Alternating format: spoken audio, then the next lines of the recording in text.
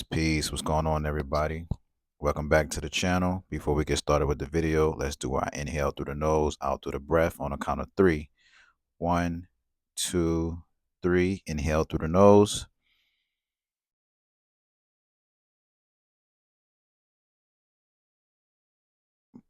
Exhale slow.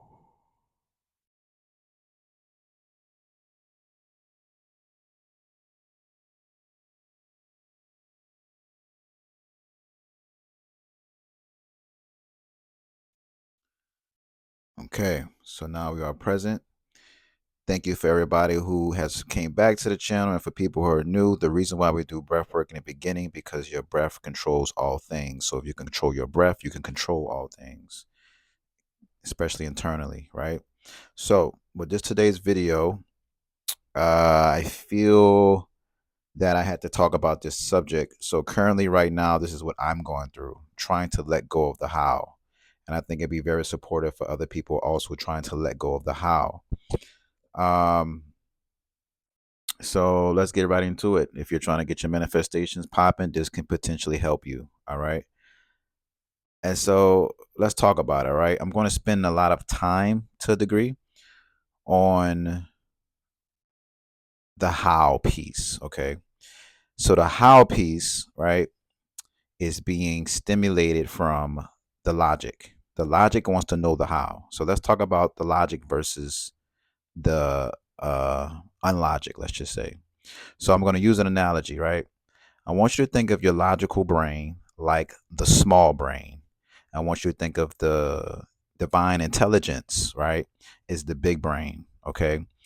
I also want you to think of the small brain as the blueprint, okay?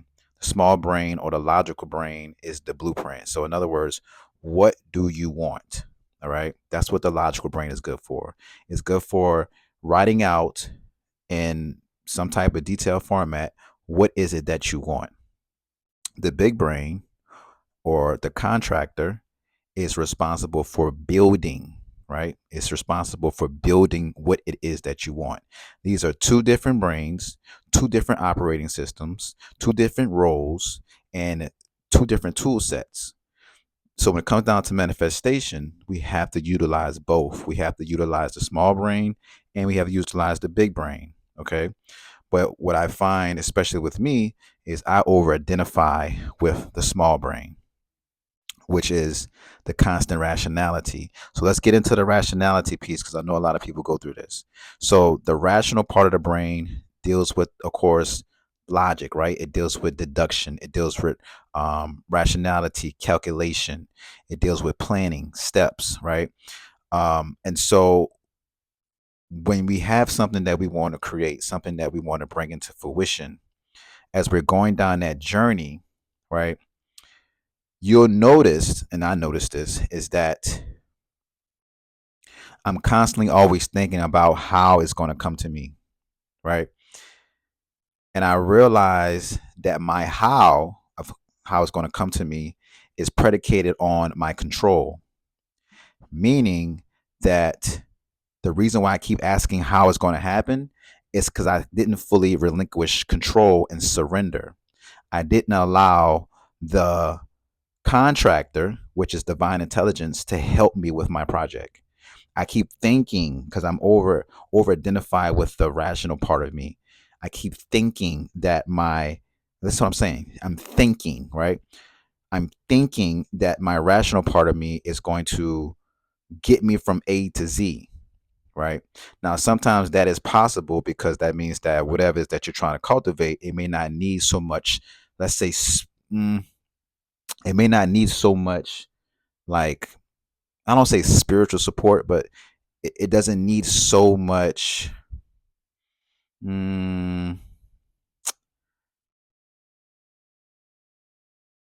I would say guidance and the unseen, right? It's like the rational mind deals with the ABC, 1, 2, 3, right? If you're trying to go to the store, get in the car, put the key in ignition, and drive to the store, right? It's very simple. But when we're talking about big manifestations, say you're trying to start your business, say you're trying to make 100K in your business, say you're trying to make 10K in your business, say you're trying to develop the perfect relationship, whatever you really want, your heart's desires. There's always that gap in between, and that gap um, is always being, let's just say, corrupted.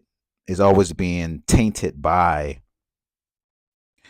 rationality, because rationality says to us is that, well, I really don't know how it's going to happen. It doesn't know how to stay comfortable in that gap. So it tries to fill it with something. And the thing about rationality is it only can give you solutions based off the past. So every time you try to do something that feels different, your rationality comes in and says, well, from the past, we did it this way. And the more that you try to expand differently, it's going to keep trying to get you back into the familiarity. It's going to keep sending you signals of, no, no, no, no, no, let's do it this way, because in the past this would happen, and this was, and in the past this, what the hell, I think it's something in my damn eye. In the past, this is what happened, right? And so it's going to keep sharing that message to you. And so we got to understand that rationality is the language of limitation. All right. So the how piece, the gap to how to get from A to Z, that gap in between,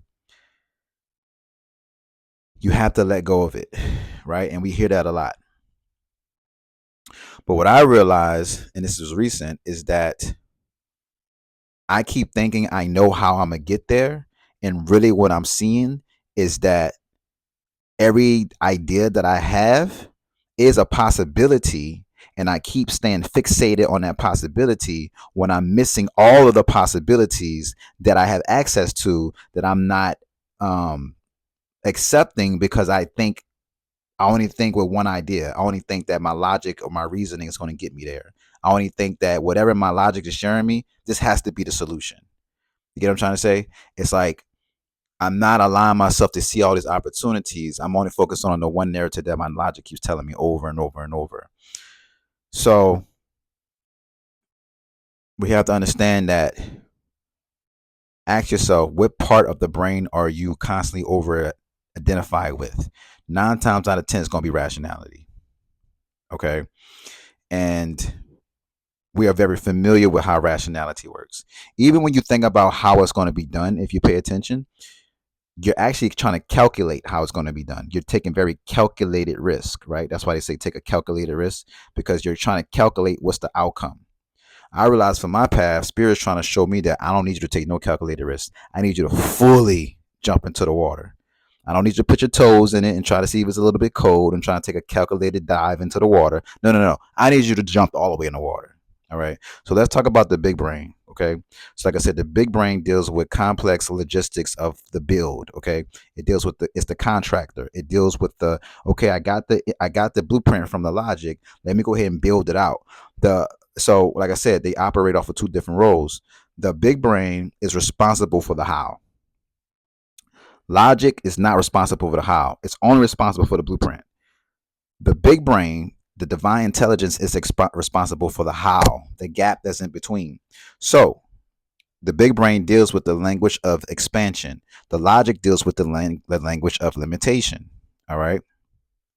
So we have to release, we have to allow possibilities to come to us. Right. What I realized in this experience, by me shifting more into the big brain, is I haven't spent enough time trying to understand how the big brain works. I haven't spent enough time trying to understand how divine intelligence works. In other words, I haven't shifted so deep into the unknown to see if a God really exists, to see if this divine intelligence that everyone says that exists really does exist, to see if it's really going to support me and guide me the way that I need to be supported. Because I'm noticing is that I keep shifting back to rationality, and I figure, well, I'm taking the necessary steps. I'm taking the necessary steps, but I realize where I'm at in my life right now, I feel like I'm taking too fucking long, because I'm so stuck on steps, and I'm so stuck on doing things in a slow way, that I'm starting to feel more of a damper in my energy, because I feel it, that it's time for me to be out here doing what I really want to do. You feel me? And so I noticed that what spirit is guiding me to do and to get into and to feel into is to fully let go. And for people who saw my Void series, a bit of this is in that Void series. And I'm noticing that every time I'm talking to y'all, I'm only talking to myself. I'm only talking to myself.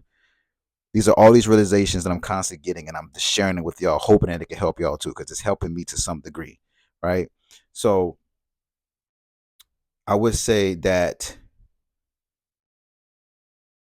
if rationality deals with familiarity, we need to practice being familiar with the unfamiliarity. We need to practice getting familiar with uncertainty, which is divine intelligence. Divine intelligence deals with uncertainty. Our biology is all about safety. Anything that it views as dangerous, aka uncertainty, is going to trigger a response that that's not safe, let's not do that. But I'm noticing this is where the great evolution takes place in terms of, you know, cultivating a new identity, knowing that you are not doing this alone, right? So I will give you guys an example of when the big brain, I would say, definitely supported me, and it was miraculous. It was a miraculous experience. I remember maybe a few months ago, I want to go out of town, and I wasn't working around that time, and so I had just enough funds just to pay my bills, and I had a breathwork event actually, and a few people signed up, but it wasn't like a lot of people who came, who signed up. But when I went to my breathwork event, a lot of people came who didn't sign up. And once we did the breathwork event, a lot of people had donated. And that was enough money for me to go out of town and enjoy myself while I was out of town because I didn't have money to enjoy myself. And I realized in that moment, like, this was what Spirit's trying to show me. We think that rationality is like, well, no one has, for me personally, no one has, you know, bought any of my service or invested into any of my services. I don't have no other money coming in, but this one income from my job. Like, my business is still picking up. Like, I'm just not generating no money. But Spirit's trying to show me, like, just continue to trust, continue to lean into this experience, and I will support you. And that's what Spirit did. And I wound up being able to enjoy my time when I went out of town.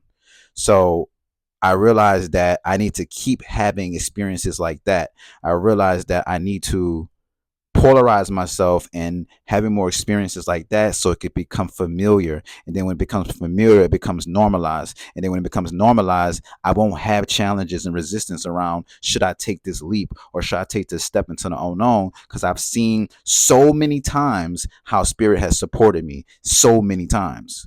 And I know for people who are watching this, that you have probably had those same experiences. You probably have had miraculous experiences that have happened to you, and you know that there's a God, you know there's a spirit, you know that something was supporting you, but you see it happen one time and it happens in a miraculous way. And so we think that it can't keep happening like that. We think that it only happens when it's like close to the end of the road, when it's close to we got to jump off the edge. That's when we receive these divine experiences. But no, no, no, no, no. We know better than that. We know spirit is way greater than that. We know we're greater than that, right? We know that God resides inside of us, and so that can't be the case, right? But like I said, rationality is what we over-identify with, the language of limitation. So we don't know how to speak to the language of infinity, the language of prosperity, the language of abundance.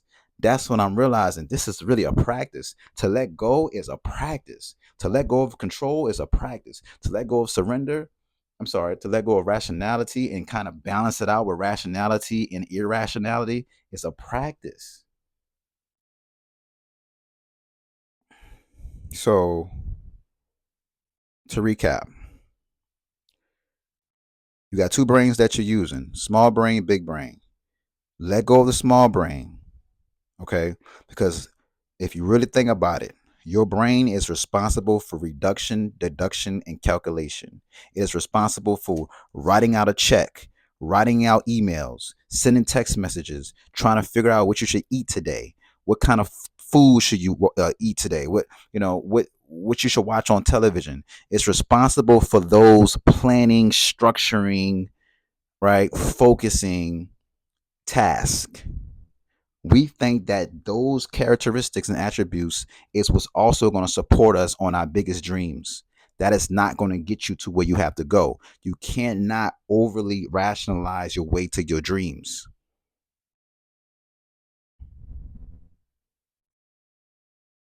You can't do it. It's not going to take you there. You have to get out of that and shift into the infinite, right? So okay, I'm gonna let y'all go. I just wanted to get that out a little bit. I hope this message was helpful. Um, just ask yourself on a daily basis, who are you listening to, the big brain or the little brain? And that'll give you more clarity on how you need to move, right? And this is something I'm gonna start practicing. I already started it, but I'm gonna be more mindful of it because I'm realizing that I'm the only person that's keeping me stuck. Just like for whoever resonates with this video, you're the only person that's keeping you stuck. And this is where change. I'm tired of saying it's time. You know, you be like, yo, it's time for change. I've been saying that shit too long. This is a journal entry right here. All right. This is a journal entry. So let this journal entry turn into a goddamn book that sold millions of copies. Yeah, it's time for a shift. So on that note, peace.